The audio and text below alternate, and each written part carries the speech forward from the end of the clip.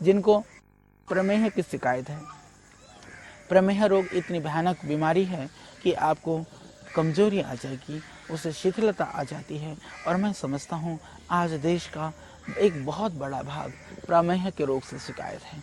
जितने भी ये सेक्स के नाम पर, इन डिजीज़ के नाम पर और ये यौन रोगों के नाम पर हमारे देश के अंदर कुकुरमुत्तों की तरह जो स्पेशलिस्ट पैदा हो रहे हैं, कुकुरमुत्तों की तरह से गली गली में और जो उग आए हैं, ये वास्तव में बहुत खतरनाक है।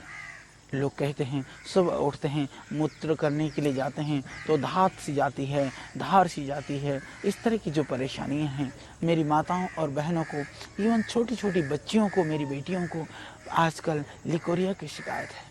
एक भयानक है, फिर भी पाश्चात्य एक दुर्नीति के तहत, एक षड्यंत्र के तहत हमारे देश की पूरी शिक्षा नीति को बदलने का प्रयत्न किया जा रहा है। इन मासूमों का, इन हमारी जो सांस्कृतिक गौरव को समझने से पहले ही ये हमारी सांस्कृतिक विधाओं से अपरिचित हों, उससे विमुख हो जाएं, इसके लिए यह प्रयत्न है। ये ठीक नहीं है। मैं बताने जा रहा था प्रमेह और भयानक प्रदर रोग की बात।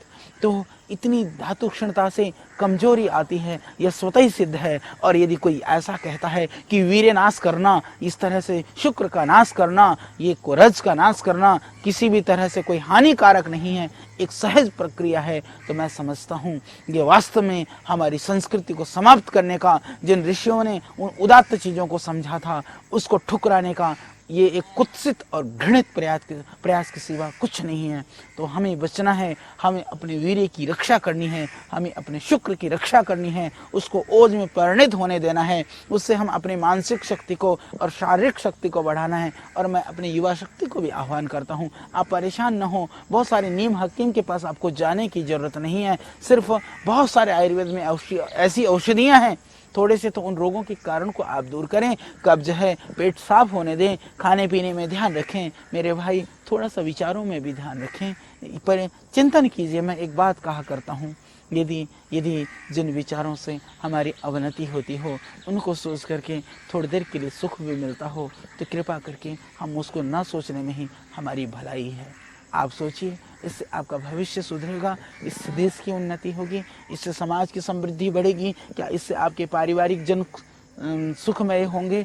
इन सब को चिंतन करते हुए आप देखिए, जो पुण्यदायक कर्म हैं, जो अच्छे कार्य हैं, वो भय से भी कर लेना अच्छा होता है। हमारी सामाजिक मर्यादाएं हमें भय पैदा करा करके भी हमें गलत राह से बचाती हैं। समाज का भय, परिवार का भय खत्म हो जाएंगे। जिस दिन खत्म हो जाएंगे, शिक्षा के नाम पर, दूसरे संस्कृति के नाम पर वो विभत्स चीज़ें हमारे सामने परोसी जाएंगी, हमारे मन की जो भय है वो खत्म हो जाएगा। तो बहुत मुश्किल है, फिर हम ज्ञान के द्वारा, बुद्धि के द्वारा, विचार के द्वारा ही उन विकारों से बच सकते हैं। तो आप बुद्धि से भी उन चीज़ों को विचार करें।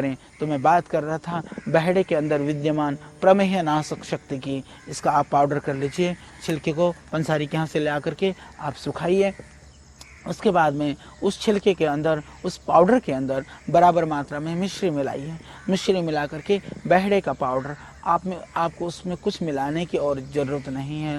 प्रातः सायं यदि आप सेवन करते हैं एक चम्मच, तो आप पाएंगे प्रमेह से मुक्ति, रोगों से, पेशाब संबंधी रोगों से मुक्ति। यह आपकी किडनी को स्वस्थ रखता है, पेट को ठीक रखता है। और प्रमेह जन्य, जैसे मैंने बताया, और जो मेरी माताओं को, हमारी बहनों को, मेरी बेटियों को जिनको लिकोरिया की शिकायत है, उनके लिए भी यह बहुत अच्छा सरल प्रयोग है। आयुर्वेद में बहुत सारे ऐसे योग हैं, बहुत सारे ऐसे द्रव्य हैं जो इस तरह के खतरनाक रोगों में भी बहुत कारगर हैं। तो बड़ी सरलता से, बड़ी सुगमता से रोगों की भयावहता को देख करके परेशान होने की ज़रूरत नहीं है।